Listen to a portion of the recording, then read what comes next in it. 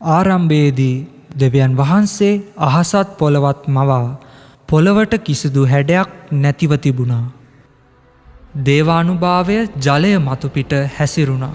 දෙවියන් වහන්සේ මෙහෙම කිව්වා. ආලෝකය වේවා. ආලෝකයට මම දහවල කියාද අන්ධකාරයට මම රාත්‍රිය කියාද කියමි. තවද ජලය ස්ථාන දෙකකට වෙන් වේවා. එය වෙන් කරන අහස් කුස වේවා. වියලි ප්‍රදේශ මතු වේවා. වියලි ප්‍රදේශයට මම පොළොව කියා නම් තබමි. පොළොවේ සියලු වර්ගවල ගස් කොළන් බිහි වේවා.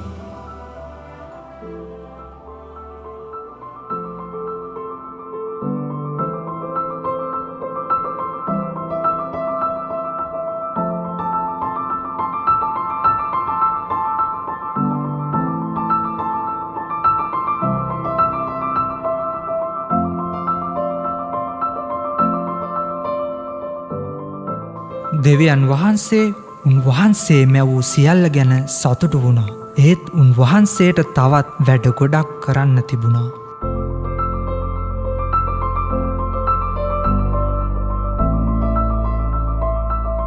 මම ඉර හඳ සහ අහසේ තාරකාමවා ඒවා දහවල හා රාත්‍රිය වෙන් කරන පිණිස තබමි.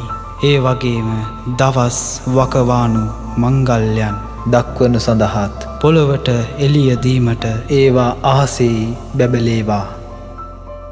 ජලය මසුන්ගෙන් පිරේවා.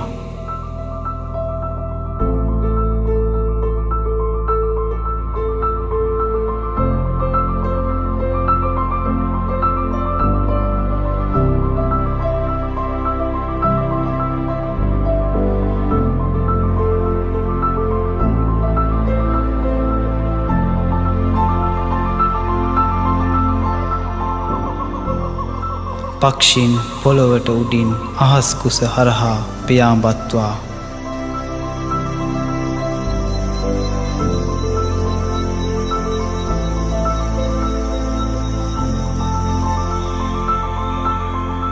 සයවන දින දෙවියන් වහන්සේ සියලුම සතුන් මැවීම විවිධ ගව මහිෂයන්ද උරගයන්ද වනමුර්ගයන්ද යන ජීවමාන සත්වයෝ පොළොවෙන් නිපදෙත්වා. බෝවී වැඩිවර්ධනය වී මුහුදු ජලය පුරා පැතිරෙත්වා. පක්ෂී වූ පොළොවේ බෝවෙත්වා.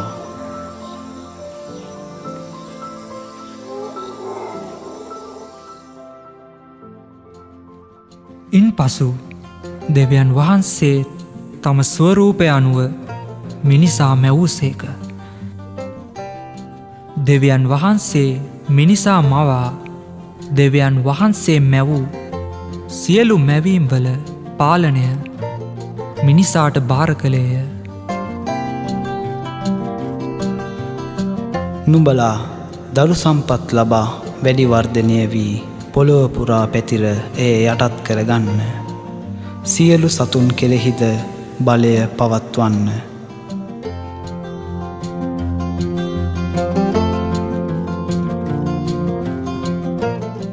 අවසානයේ දෙවියන් වහන්සේගේ වැඩ නිම වුණා. උන්වහන්සේ සතුටු වුණා. 7 වන දවසේ විවේක ගත්තා. ආදම්, ඔබ මා කවුද කියා දන්නවාද? මම හිතනවා මේ සියල්ලේ මැවුම්කරු ඔබ කියා. එන්න මා සමග. අපිට තව දේවල් තියෙනවා කරන්න. තව දේවල් තියෙනවා ඔබට පෙන්වන්න. මේ සියලු සතුන්ගේ හා ශාකවල භාරකරු ඔබයි. මේවා ඔබ රැකබලා ගන්න. ඔබට මේ ඕනෑම ගසකින් පල කන්න අවසර තියෙනවා. නමුත් අර ගසින් ඔබට කන්න තහනම්. ඒ හොඳ නරක අවබෝධ කිරීමේ ගසින් පල කන්නෙහිද ඒ දවසෙහි මරණය නුඹට ඒකාන්තය.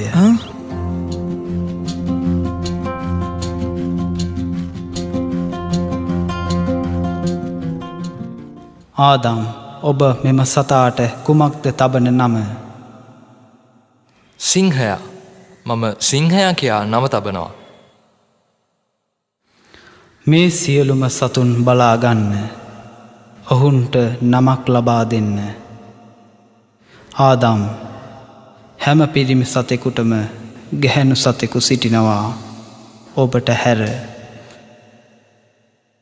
ඔබ තනිව ජීවත්වීම සුදුසු නැහැ. මම ඔබට සුදුසු සහකාරියක් මවා දෙන්නම්. දැන් නින්දට යන්න. ඔබ අවදි වන විට ඔබටත් සහකාරියක් හිමිවනු ඇත. ආදම් නිදා සිටින විට දෙවියන් වහන්සේ ආදම්ගේ ඉලෑටයක් ගෙන ඔහුට සහකාරියක මවන ලදී.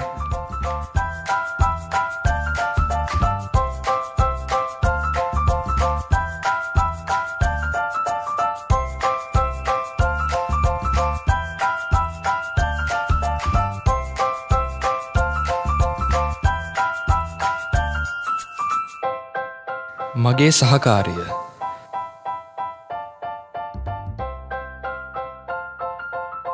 මගේ ඉලෑටෙන් සෑදුණු ඇයට කාන්තාව කියා නම් තබනවා.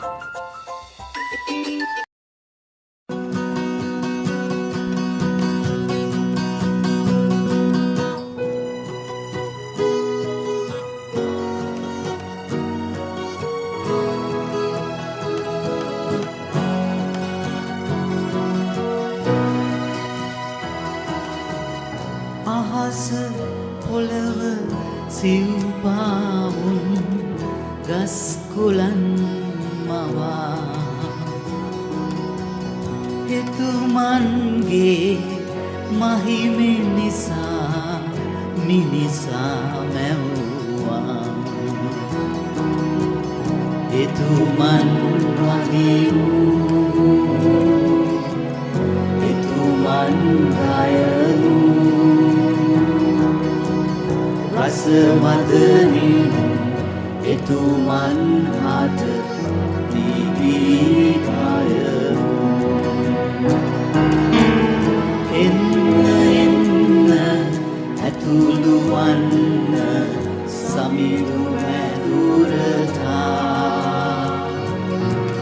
ගීගයමින් එතුමන්ගේ මහිමය උදෙසා.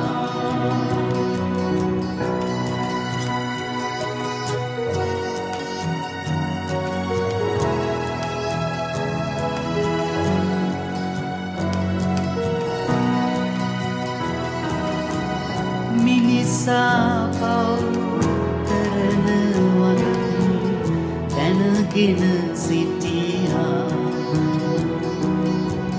ජේසුවෙන් එවන බවක් පිළිබිඹු කරනා.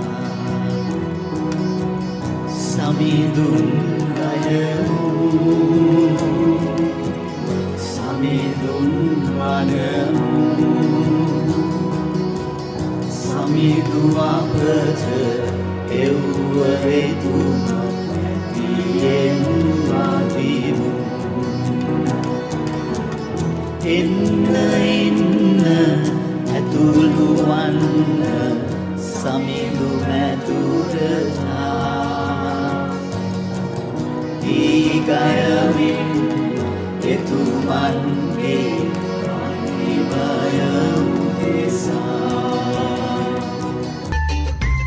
ඔබට මේ ඕනෑම ගසක ගෙඩි කන්න පුළුවන්. නමුත් අර හොඳ නරක අවබෝධ වීමේ ගස හැර. මෙය දෙවියන් වහන්සේගේ නියෝගයක්. ආදම් නැති වෙලාවකදී සාතන් ඒවට ලං වෙලා වරදට පොළඹවනවා. අර ගසනං පෙනුමට හරි අගේ. ඒවායේ ගෙඩිත් හරිම රසයි. දෙවියන් වහන්සේ කිව්වා අපට ඒ ගහේ ගෙඩි කන්න එපා කියලා. අල්ලන්නවත් එපා කිව්වා. ඒ ගහෙන් හැර මේ උයනේ ඕනෑම ගසකින් ගෙඩි කන්න අපට අවසර දුන්නා. ඒ ගහේ ගෙඩි කෑවොත් අපිට මරණය උරුම වෙයි. දෙවියන් වහන්සේ එහෙම කිව්වාද? ඔබ මැරෙන්නේ නැහැ. දෙවියන් වහන්සේ දන්නවා ඒ ගහේ ගෙඩි කෑවොත් ඔබ දෙවියන් වහන්සේට සමාන වෙනවා කියලා. ඔබේ ඇස් ඇරෙයි. ඔබ තේරුම් ගනි හොඳ නරක මොකක්ද කියලා. සාතන් ඒවව ඉදිරියටගෙන හිමීට වරදට පෙළඹෙව්වා. සාතන් ඒවව ගස වෙත යන්නට පොළඹවා ගෙඩි කන්න සැලසුවා.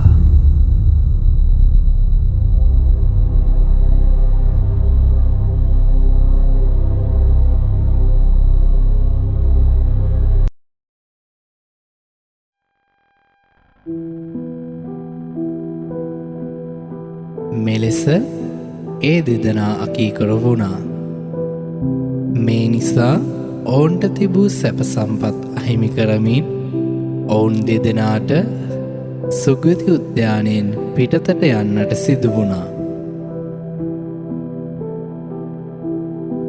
ඒ සමගම නපුරේ බලය එනම් දුක් වේදනා හා පාපය ලෝතුර රජ කරන්නට පටන් ගත්තා. සහෝදරයා තම සහෝදරයා සමග වෛරය ඇති කර ගනිමින් එකිනෙකා සමග රණ්ඩු වුණා.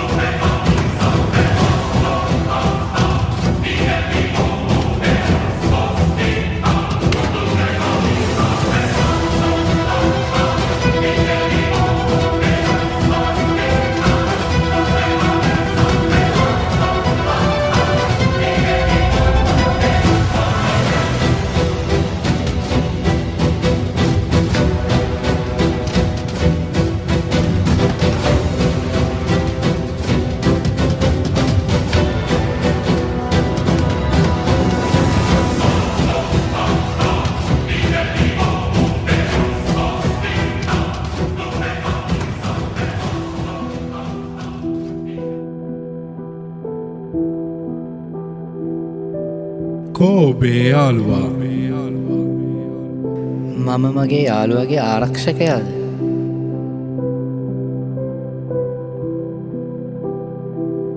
කාලයේ ඇවෑමෙන් දිවසවර පැමිණ මිනිස් සංහතිය පාපයෙන් මුදාගන්නට ගැලවුම් කාරයොගු එවන ලෙස කන්නලව් කළා.